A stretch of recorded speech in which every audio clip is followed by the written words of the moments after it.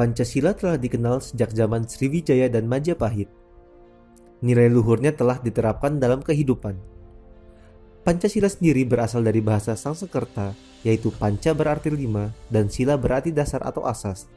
Pancasila berarti 5 asas. Istilah Pancasila terdapat dalam buku Negara Kertagama karangan Empu Prapanca dan buku Sutasoma karangan Empu Tantular, yang artinya adalah berbatu sandi yang 5 atau pelaksanaan kesusilaan yang 5.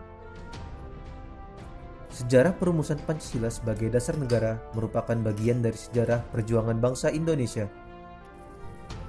Dalam periode penjajahan Barat, bangsa Indonesia terlibat dalam perjuangan fisik untuk mengusir penjajah. Perlawanan terhadap penjajahan Barat tersebut terjadi hampir di seluruh wilayah Indonesia, tetapi belum terkoordinasikan dengan baik dan bersifat kedaerahan.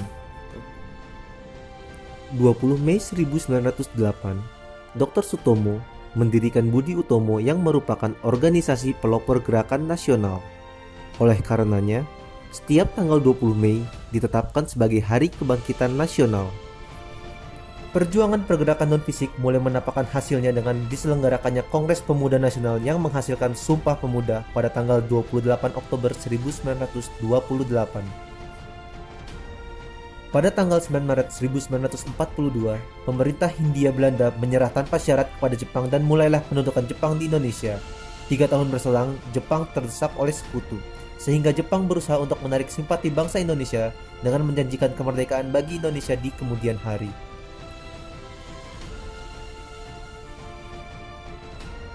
Tanggal 29 April 1945, Jepang membentuk BPUPKI atau Dokuritsu Junbi Chosakai yang diketuai Dr. KRT Rajiman Wedio Diningrat dan beranggotakan 76 orang, termasuk 7 orang Jepang sebagai anggota istimewa. BPUPKI melakukan sidang pertama selama 3 hari dari tanggal 29 Mei 1945 hingga 1 Juni 1945.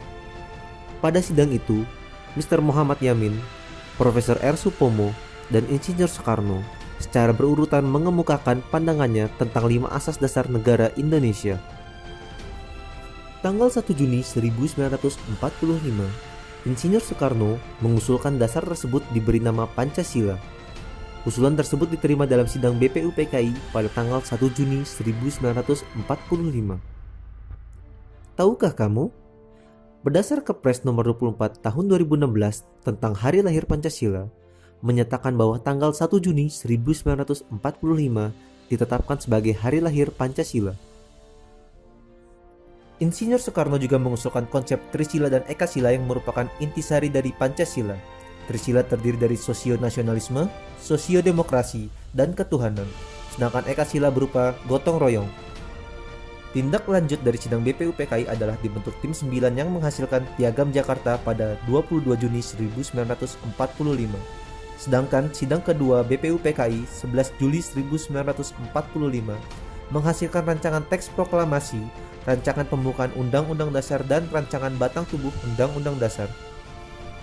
Rancangan Dasar Negara terdapat dalam alinea 4 Piagam Jakarta 22 Juni 1945. Namun terdapat perbedaan dengan naskah Pancasila. Sila pertama pada Piagam Jakarta berbunyi, ketuhanan dengan kewajiban menjalankan syariat Islam bagi pemeluk-pemeluknya.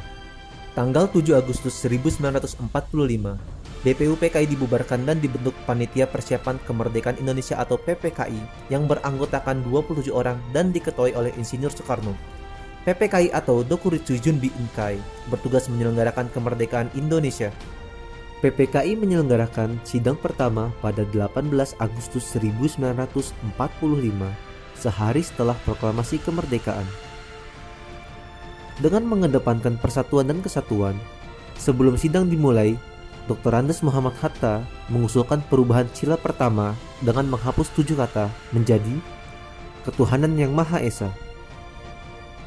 Naskah Pancasila menjadi sebagaimana yang sekarang. Dalam sidang PPKI pada tanggal 18 Agustus 1945 ditetapkan 1. Mengesahkan Undang-Undang Dasar 1945 yang di dalamnya terdapat dasar negara Pancasila. Kedua, memilih Presiden dan Wakil Presiden pertama NKRI yaitu Insinyur Soekarno dan Dr. Andes Muhammad Hatta. Ibarat suatu bangunan, Negara Kesatuan Republik Indonesia didirikan di atas suatu pondasi atau dasar yang terdiri dari 5 asas yang dinamakan Pancasila. Sebagai paham filosofis, Pancasila memiliki 2 pengertian, yaitu Pancasila sebagai pandangan hidup dan Pancasila sebagai dasar negara.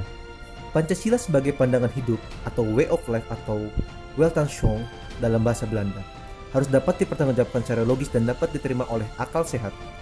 Dalam pelaksanaannya sehari-hari tidak boleh bertentangan dengan norma agama, norma kesusilaan, norma sopan santun serta norma hukum yang berlaku.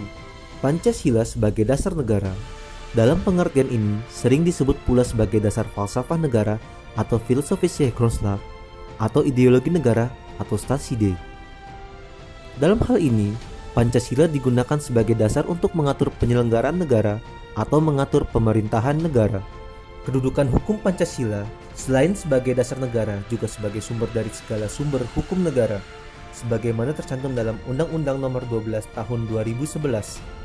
Berdasarkan pengertian dan perannya, Pancasila berfungsi sebagai dasar yang statis atau fundamental, sebagaimana fungsi pokok Pancasila yang tercantum dalam pembukaan Undang-Undang Dasar 1945. Tuntunan yang dinamis sebagai cita-cita dan tujuan bangsa Indonesia. Ikatan yang dapat mempersatukan bangsa Indonesia, menjamin hak hidup secara layak bagi semua warga negara dan semua golongan tanpa ada perbedaan. Selain itu, Pancasila memiliki 3 fungsi. 1.